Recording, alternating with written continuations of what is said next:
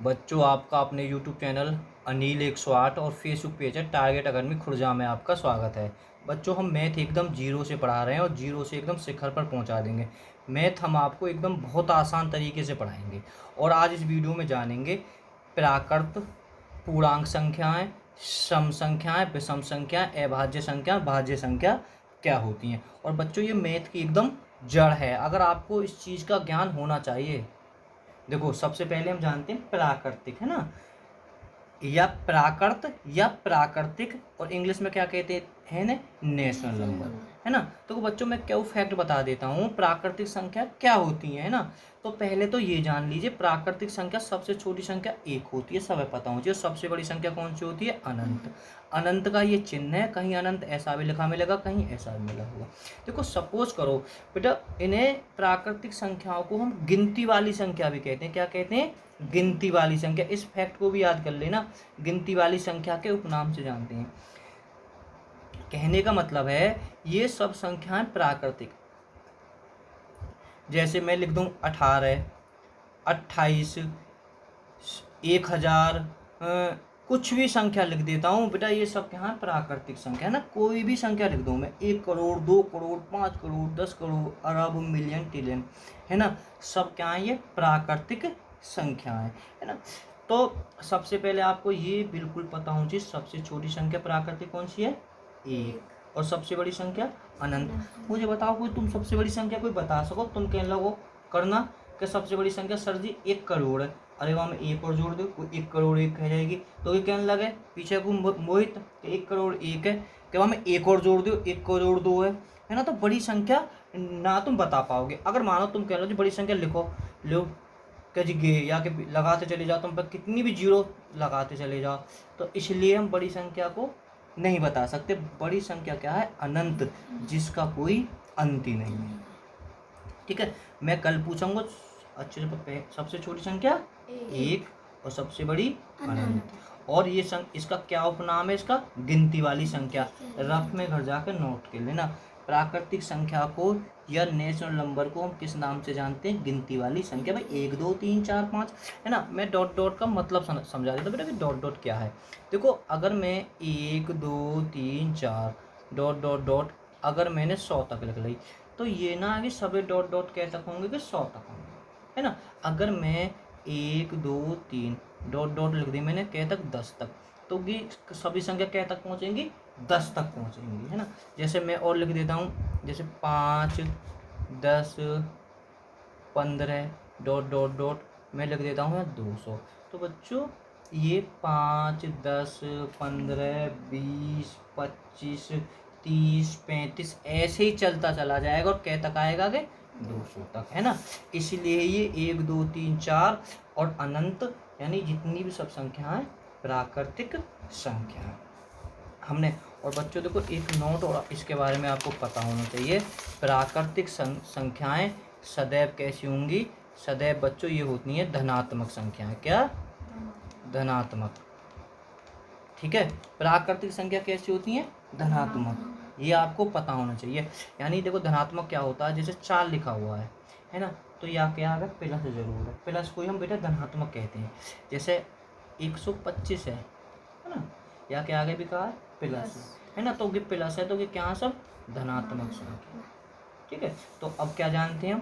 पूर्णांक संख्या, है ना। और इंग्लिश में बच्चों इसे कह देते हैं हम, देखो बच्चों, पूर्णांक संख्या या इंटीजर संख्या, है ना। इंग्लिश में बच्चों हमें ना क्या कह देते हैं? इंटीजर संख्या। देखो, एक बताऊं पूर्णांक संख्या क्या होती है। पहले तो ये बता देता हूँ, पूर्णांक संख्या है कहा है सबसे छोटी। देखो, सबसे छोटी संख्या कौन सी है? पूर्णांक 0। इसे याद कर लीजिए, पूर्णांक सबसे छोटी संख्या कौन सी है? 0। या पूर्ण भी पूछी जाए आपसे, क्या? पूर्ण। ठीक है, पूर्ण सबसे छोटी संख्या कौन सी है? 0। आप इसे नोट कर लेना, है ना। प्राकृतिक 1, पूर्ण सबसे छोटी संख्या 0।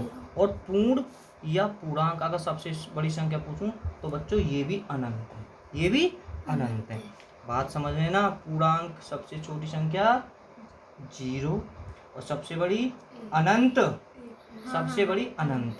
और प्राकृतिक सबसे छोटी संख्या 1 और सबसे बड़ी अनंत, है ना। दोनों की सबसे बड़ी अनंत है। अब बेटा देखो, पूर्णांक संख्या के बारे में जैसे मैंने बताया कि प्राकृतिक कैसी है, धनात्मक, है ना। तो पूर्णांक क्या है, देखो ये चीज अगर तुम्हारी क्लियर हैगी ना तो फिर क्या है, पूर्णांक बेटा क्या है, धनात्मक और ऋणात्मक दोनों है ये, ठीक है। पहले मैं कोई बात ना ऋणात्मक लिख लेता हूँ, ऋणात्मक व धनात्मक,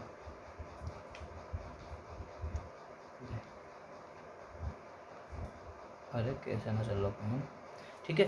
पूर्णांक संख्या कौन सी है, धनात्मक और ऋणात्मक। देखो मैं थोड़ा सा बता देता हूँ उसका लिखने का तरीका, 0 1 2 3 4 5 डॉट डॉट डॉट डॉट अनंत, है ना, गे चिन्ह अनंत का। अब नीचे को -1 -2 -3 -4 डॉट डॉट डॉट अनंत, है ना। सबसे छोटी संख्या अब कहीं जावे, ठीक है, मतलब ये सबसे छोटी संख्या बेटा इसमें 0 ही मानी गई है ना। सबसे छोटी संख्या कौन सी है, 0, है ना। देखो एक एग्जाम में बहुत पॉइंट बनता है यहाँ पे, ऐसी कौन सी संख्या है जो ना धनात्मक है ना ऋणात्मक है, कौन है, 0, 0 ना तो धनात्मक है ना ऋणात्मक है ना। तो अब देखो बेटा ये कहीं, देखो मैं एक बताऊँ, ये 5 क्या है, प्राकृतिक तो है भी है, साथ में पूर्णांक संख्या भी है, क्या है, पूर्णांक संख्या भी है। अगर देखो अगर मैं लिख देता हूँ -5, तो -5 का ये पूर्णांक है पूरी तरह से, ये प्राकृतिक नहीं है, नेचुरल नंबर नहीं है ये, ठीक है। तो अब जैसे -8 है कि कहा है, पूर्णांक है। अब कहने का मतलब है कोई संख्या चाह तो मैं यहाँ बता दूँ, पूर्णांक संख्या -100 और 100, है ना, माइनस कुछ भी लिख देता हूँ मैं इस टाइप पे, ठीक है, या कुछ मैंने और ऐसे लिख दिया है, ठीक है। ये सब कहाँ है, पूर्णांक संख्या है। चाहे कोई संख्या माइनस में लिखी है, माइनस में लिखी है, चाहे कोई संख्या प्लस में लिखी है, वो सब संख्या कैसी हैं,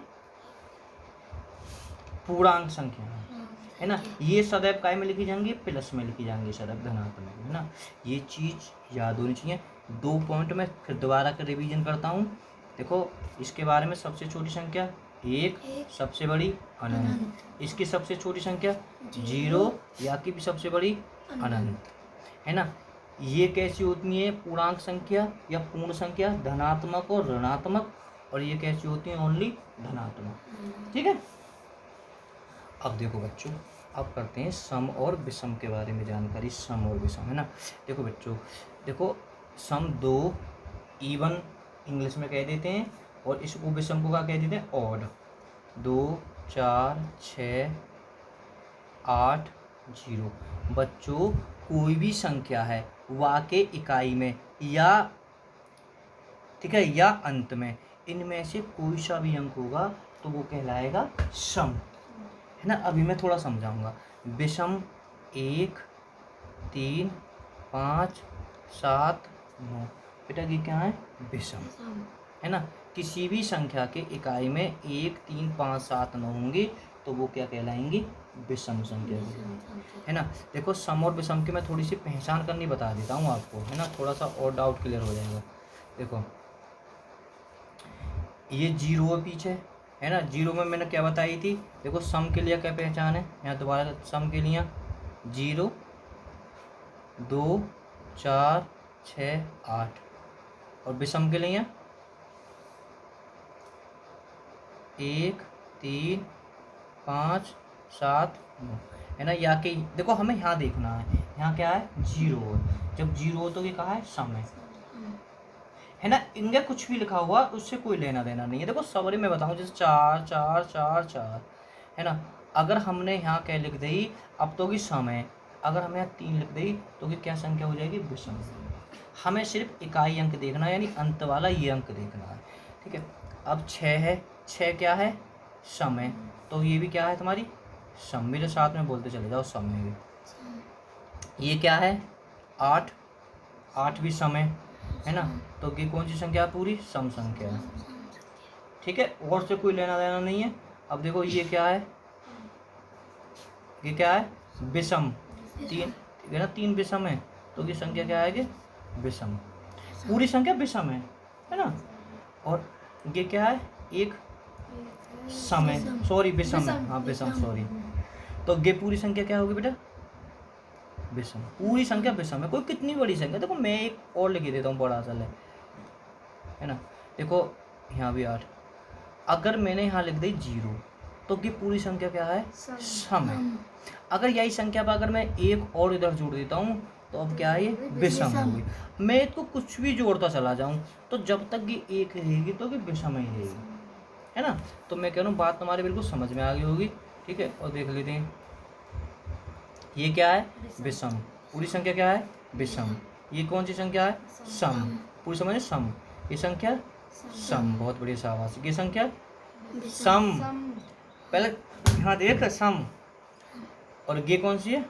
विषम। और ये विषम, क्योंकि यहाँ से पता पड़ेगी, है ना। बात आई ना समझ में? यहाँ देखो अभाज्य या रूट, अभाज्य या रूट, कोई ना बाद में लिख लेना, है ना, दिक्कत मत करो, फोन है ना। देखो अभाज्य, रूट और प्राइम, है ना, पहले समझ लो ना, देखो अच्छे से तुम्हारी समझ में आ रही है ना। अभाज्य भाज्य संख्या क्या होती है? देखो अगर हम पहले तो सबसे पहले ये सोच लेते हैं छोटी अभाज्य संख्या कौन सी है। बहुत एग्जाम में बनती है अभाज्य संख्या, और रूट प्राइम ये सब एक ही। सबसे छोटी संख्या कौन सी है? 2। सभी बच्चे याद कर लीजिए, सबसे छोटी संख्या कौन सी है? 2। 3, 5, 7, 11 ... है ना। तो अभाज्य भी सबसे बड़ी संख्या कौन सी है? अनंत। सबसे छोटी 2। अब मैं बता देता हूँ, उसे नोट कर लेना कहीं भी। अभाज्य संख्या क्या होती है बच्चों?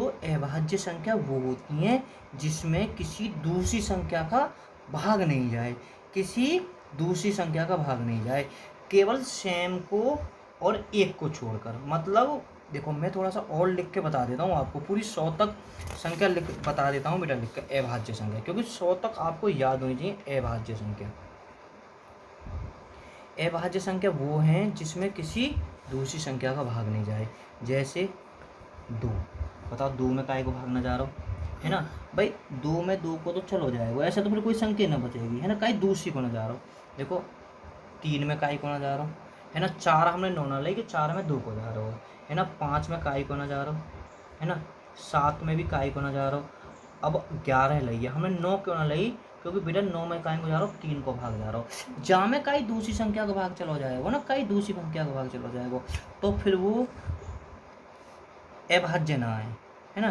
तो 11, 13, 17, है ना, 19,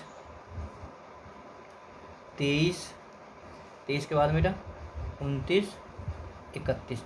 हम देखो 27 हमने 9 लेंगे, 27 में 3 को भी जा रहा हो, और 9 या 27 9 को भी जा रहा हो, है ना। तो इनमें मुँह बता दे लो। 13 में काय को बता दो, कुछ काय को जा रहा हो तो दूसरी संख्या को, भाई 13 को 13 में चलो जाएगा, और 1 को तो सब में जाएगा, 1 हमने लेना है। 31 के बाद में 37, 41, 43 और 47। देखो बेटा कि 50 है, कि कितनी है? 50 तक संख्या है।